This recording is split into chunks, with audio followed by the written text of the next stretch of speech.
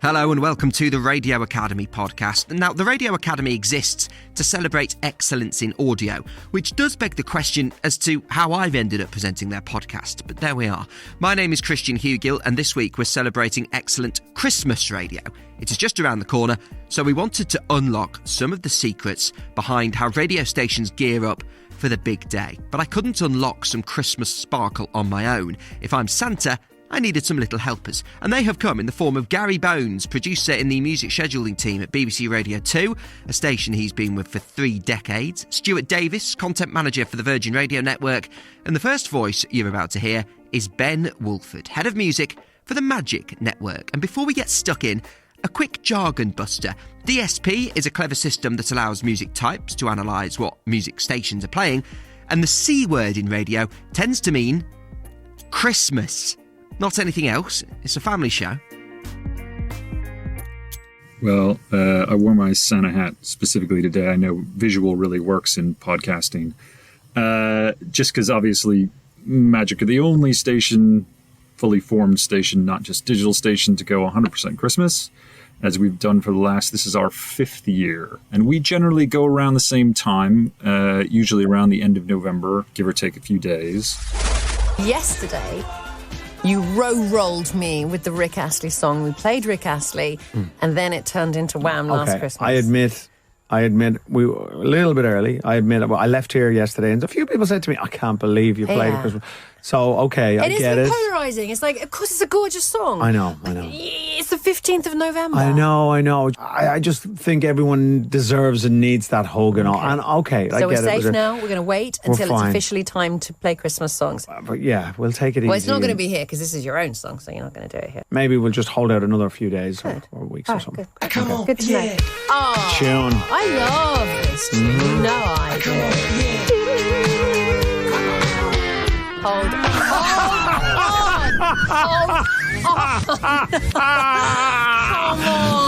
Come on to your own. Woo! And it's changed since we've started. Everyone else seems to start going earlier and earlier and earlier. Not everyone else. I get the impression, and you can correct me on this if I'm wrong, Gary, but that December 1st is a hard start for Radio 2, and it seems to be a very strong line. Mm-hmm. But certainly some of our commercial competitors, Heart, tend to go about a week before us, and Smooth, etc. They obviously launched their 100% Christmas digital station in September or early October. So everything seems to be creeping further and further up front. But we think we got it just about right. I think about a month out is when all the adverts are on telly, when people are starting to turn their attentions to buying their presents and putting up their trees, and lights start to appear and everything gets a bit twinkly. Ben, you are a Christmas maverick at Magic, aren't you? You guys are absolute festive rebels because, as you just said, you don't just have a digital spin-off 100% Christmas station. You boldly say, right, we are on the main Magic 100% Christmas. Why is that? Well, it's an idea that wasn't our own. We actually nicked that idea from Mix Megapol in Sweden, which is another Bauer station, and it's something they'd been doing for a while and had great success with. I think they also do it on a lot of stations in the US. You know, it's a bit of ownership for Magic. This is one of our big tentpole things that we do. This is our time. Christmas is ours, and it's very easy to go all in on it. It's actually, in some ways, as a music scheduler, a lot easier to just play Christmas songs than try and transition from Joel Corey into Burl Ives. Good luck, Gary. It's just something we like to do, and we've had great results off the back of it. We see it in our streaming numbers. We see it in our hours. We see it within our internal Bauer market share. It just ramps up and up and up, and hopefully other people see it too. We do get a certain amount of people who say, oh, it's too early, or, oh, I'm just switching off. But I tend to see the same message from them again the next day, which suggests that they're not actually switching. That's like the old adage that Chris Moyles used to talk about. It's like, why don't you play some music? I can't stand listening to you. And then he'd click on them and go, yeah, but you've texted a lot over the past 2 years, so you're obviously sticking with me. Gary, let's bring Radio 2 in. You guys don't go 100% Christmas, but is that right, what Ben said? There's a hard right, December the 1st is when we bring in Christmas. Yeah, but Ben, actually, just before we mention that, Ben, you forgot to mention the old station I used to be a presenter on in the late 70s, early 80s, Downtown Radio, which I think is also part of the Bar Group now. They've gone full Christmas as well. I noticed, but after you, obviously, So, but yeah, Radio 2, yes, an interesting one, because having been there for such a long time now, I've seen that people's attitudes, our listeners' attitudes towards Christmas has changed. And that's reflected, of course, by the fact that even now on TV, I saw my first Christmas ad this year, I think on Channel 5, shockingly in early October. So we have taken into account in recent times, the listener demand for Christmas, obviously trying to balance the need between those who like Christmas and celebrate the holiday season and those who maybe think that hearing John Lennon or Greg Lake or Mariah Carey 50 times in 3 weeks is a bit too much. So in recent times, there was some research was done on Radio 2, and basically the general view of our audience was get Halloween, get Bonfire Night, get Black Friday out of the way, and go full on Christmas.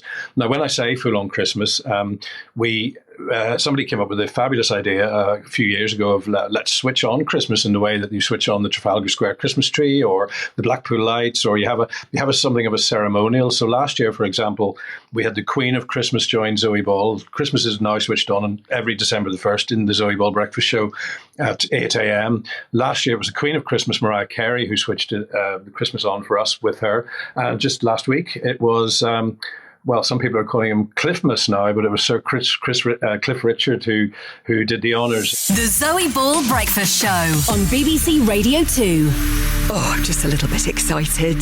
Just after 8, the 1st of December, and we are ready to officially kickstart Christmas. And, ladies and gentlemen, boys and girls, we have secured a Christmas legend to help us. Good morning, Cliff Richards. Good morning, Zoe. I am so excited that it's finally December. You and me both, Cliff. So, my darling, are you ready to switch on Christmas? Zoe, you know me. I have got my mistletoe, I've got my wine, yes. And Christmas on Radio 2 is a go in 5, 4, 3, 2, 1. Merry Christmas, one and all. Oh, Cliff, thank you. Cliff and Zoe launched Christmas on Radio 2 with a full-on hour of Christmas music and Zoe's show from 8 o'clock that morning.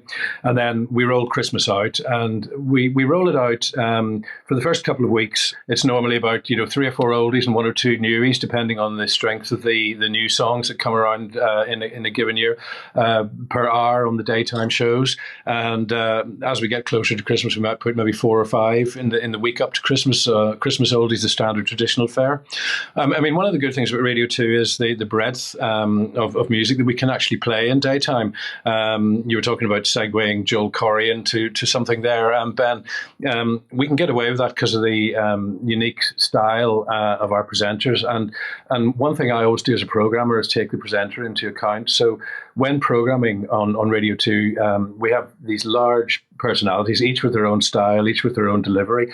So within the overall policy of our music, which is timeless and melodic, I'm able to broaden out just from playing John Lennon and Mariah 100 times. So, for example, Harry Belafonte, his version of Mary's Boy Child would sit in some programs comfortably with some presenters, whereas the Boney M version of Mary's Boy Child would be better for some of the other presenters. So that way it allows us to broaden and not just re-churn over the same 30 or 40 tracks.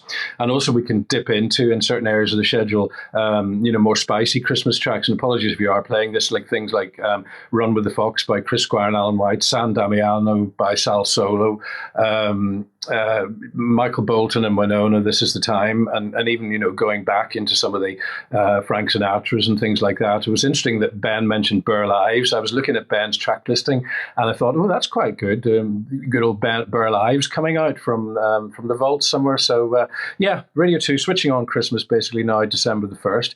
Interesting, and another thing, and apologies for going on, but I was reading online about Christmas, and American stations during the pandemic were in March, April, and sometimes in the summer. A lot of American stations I was reading were playing Christmas music, the full-on Christmas in the summertime, because they found that through research, their listeners were getting an uplift from this. Can't quite imagine our listeners on Radio 2 appreciating, driving home for Christmas in October or even in June, but there you go. I don't think I've ever expressed a strong opinion in the 6 months I've been doing the Radio Academy podcast. It's not my place, but here's the first time. That is wrong. That's what that is. And I think we've got to move on. Stu, let's bring... Can I give an anecdote there? Because actually, I know some people who work at DSPs, and the quiet months at DSPs for Christmas playlists are April. Wow. That's when it dips, and then it comes back out again. Good. So, I hope it is quiet.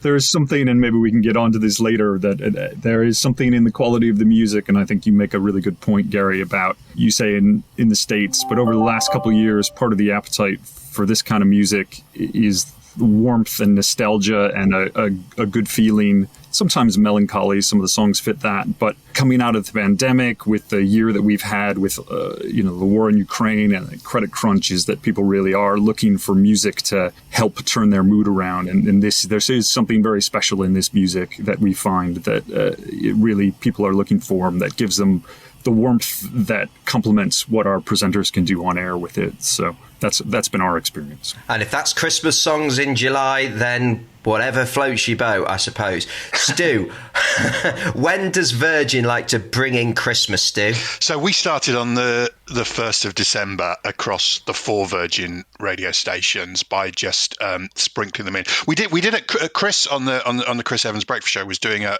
no Christmas throughout December. So we were featuring songs like The Flying Pickets or Frankie Goes to Hollywood, The Power of Love. Those Christmas songs which are not Christmas songs as a Tuesday feature right throughout the month. So we were doing no Christmas Tuesdays, which sounded good, and the studio was all decked out with tinsel and holly, and on the air we weren't playing Christmas songs to upset the listeners, but we were playing Christmas songs, if that makes sense. But I think for me there's always been 2 dates, and I've spent years as a programmer battling with sales departments that want to put the C word on the air in the summer in commercials because they want to sell places at Christmas parties, they want to sell Christmas events, and I've always stuck with that rule that let's get bonfire night out the way. So the 6th of November, you can put Christmas music on the adverts. You can say the C word in advance of that, but just use library music. Christmas music can start after the bonfire night is out of the way, and then music starts on the radio on the 1st of December. And that's the policy we've gone with this year and the last couple of years at my time at Virgin. And you mentioned your, I think it was Gary who mentioned presenter specific. Has Chris got a view on this, Stu? Is Chris a Christmas music fan, or is he a Scott Mills who Scott liked to play Christmas songs in September on Radio 1 and officially launch Christmas? So Gary, good luck with that battle next year. Well, I do schedule Scott's music, and to be fair, he didn't ask for one early. He joined on October the 31st, and no, he didn't say, "Oh, can I have Mariah?" Because he played it on his last show on Radio 1, didn't he? Yes, he did. I was about to say he did it on his last show on Radio 1, but he's behaving himself. That's all it is. Next year it'll be different. Stu, what about you? How does Chris come into it with Christmas music? Does Chris have a big say when you've got such a big name at breakfast? Does Chris have a big say on the music when it comes to Christmas? Yeah, I mean, he wanted to do the no Christmas, so he wanted to talk about Christmas but not ram Christmas down people's throats with the music in November. So yeah, he has an opinion on that, and we sit down and we discuss with him the songs he's going to play, and we went full on Christmas. Like Zoe's show, we had Sir Cliff on to do, lucky he was in promo, and he's got a new album he's got to beat Stormzy to number 1, so he's desperate to promote that album. So he was on with Chris on the 1st of December. We've said this to many people on the show, but never before has it carried more weight. He needs little or no introduction. However, he's still going to get one. Over to you, Bass. He may no longer be a young one, but he's definitely still high class, baby, and smashing out chart-topping tunes. His new album, Christmas with Cliff, is out now and up against Stormzy for number 1. Already celebrating an astonishing 8th decade with a top 5 album. It's a big congratulations to Sir Cliff Richard. Good morning, Cliff. How you doing? I'm good. How come you're all so bright this early? Because we're getting paid. We played some snippets of his Christmas songs, and then we went full on with Christmas on Chris's show, and then we pulled it back to just one per show on the rest of the network stations after Chris. Right. The next question has already come up a little bit. and Ben, you said something that intrigued me earlier, because it's one of those things to a non-music person like myself, to a rookie unlike you seasoned pros, the sort of trope of it gets earlier every year. Does it, Ben? Does Christmas get earlier every year? Is there a demand for Christmas earlier every year, or is that an urban myth? I think we're slowly seeing that creep, and that could be any number of factors. But as I say, as Gary pointed out, we had some Christmas adverts going in October. I think the big week, in the week right before we launched, and actually we used to go 100% Christmas all in one go, and we actually teased into it this year with Ronan pranking Harriet on The Breakfast Show and sneaking in plays of Last Christmas early as a sort of debate in terms of, is it too early, is it not, and had some fun with it. And then when we did go, we had Andrew Ridgeley on to launch it as a member of one of the most famous Christmas songs of all time, one of the most beloved. And in years before, we had people like Michael Bublé and Leona Lewis to launch, Gary Barlow.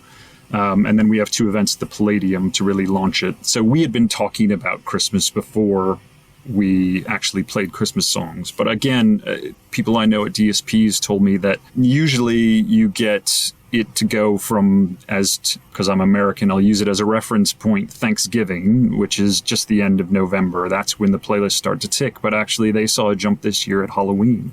So I don't know if there's something special about this year that people are just needing this music. They need something positive to look forward to in their lives in a way. As I say, this has been a rough 3 or 4 years for everyone, and maybe there's just something in it that's the creep, and it's not a commercial demand or a whatever demand. And you can see it, what Mariah is sitting at number 1 in the charts this week already. And if you look at the charts from last year and this year, there were more Christmas songs in the top 10 1 week earlier this year than there were last year. So you can see that the demand is moving slightly farther forward. And in terms of DSPs, where Christmas lists are something you do have to seek out, that's not necessarily passive listening, that does show a demand when otherwise some songs that come through in the charts in a way just because they're on big editorial playlists, it's slightly different with Christmas songs. I think Ben's right. I think it's down to the mood of the nation, because I remember in my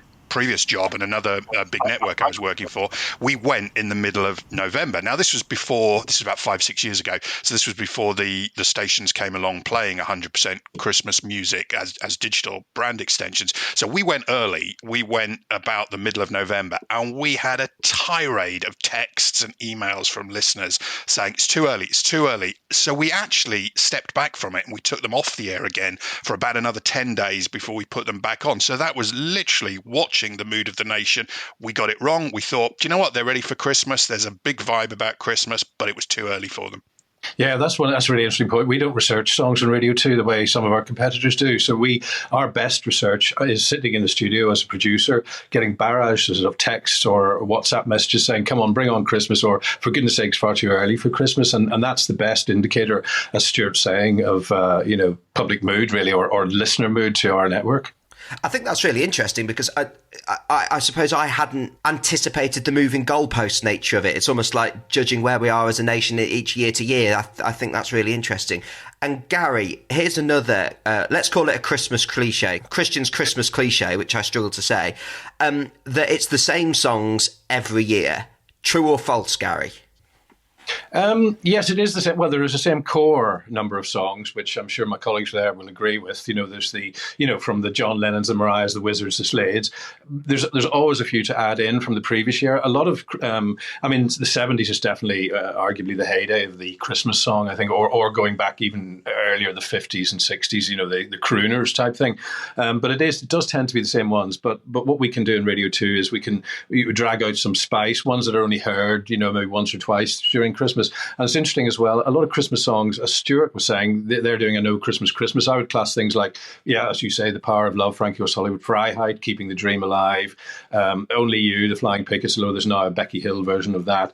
These non-Christmas songs, which though were hits around Christmas, which, especially for you, Jason and Kylie, which evoke memories. And I think a lot of the thing to do with Christmas is that people like, and our listeners in particular, they like evoking memories of the past and, the childhood memories. And So basically, yeah, I mean, a lot of it goes back to nostalgic memories of growing up. And, the songs for our listeners will, you'll hear more of some songs as years goes on and some will fade out. But there are the traditional nostalgia, and people love these songs. They only hear them for 3 or 4 weeks on our station a year, so they don't tire of them. But maybe as time goes on, we would play less of some of the really old ones, and move things forward a bit as new ones come in to replace them. But sadly, there's not as many new ones with the longevity of some of the ones that came around in the 70s or 80s that are coming. I think it's really interesting as well on Gary's point about the songs that some of the new ones coming along are actually reworks of the original classic songs. So there's a brilliant version we play on Virgin Radio Chilled of Maroon 5 singing John Lennon's Happy Christmas, War is Over. It's a beautiful version. And a couple of we have live guests on Chrissy's show that have recorded Christmas songs for us. So we've got a Snow Patrol, Have Yourself a Merry Little Christmas, which is rolling around, and a Tom Walker just recorded a couple of weeks back of Let It Snow. So a lot of the newer songs that are coming through now are actually just old songs that have been reworked. Thank you so much to Ben Woolford, Head of Music for the Magic Network, Gary Bones, Producer in the Music Scheduling Team at BBC Radio 2, and Stuart Davies, Content Manager of the Virgin Radio Network. We very much appreciate them giving away just some of their Christmas secrets. And if you want more top tips of the audio trade, search Radio Academy Membership to learn about all the things you can unlock by being a member for just a few quid a month. And one more Christmas treat before we break for the festive season. Drag Race legend and radio fanatic Michelle Visage is on the pod next week. I look forward to talking to you then. Bye for now.